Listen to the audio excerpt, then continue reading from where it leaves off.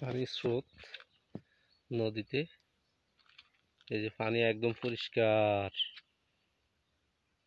পানি পরিষ্কার, নিচে মাছ চলাচল করে দেখা যায়। শীতল, প্রচুর স্রোত আছে এখন। এই স্রোতে আমার মনে হয় একটা মানুষ স্বাভাবিকভাবে দাঁড়াতে পারবো না, টানে নিয়ে যাবো স্রোতে।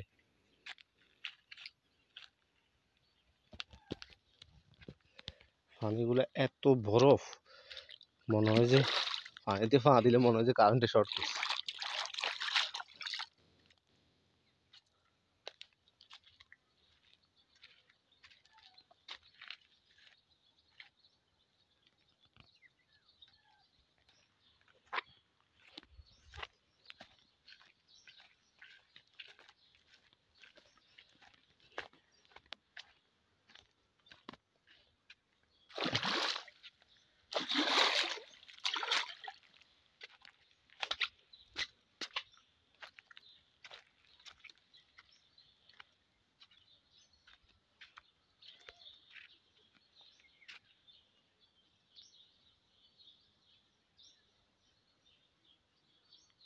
পানির নিচে একদম পাথর দেখা যায়, মাটি দেখা যায়।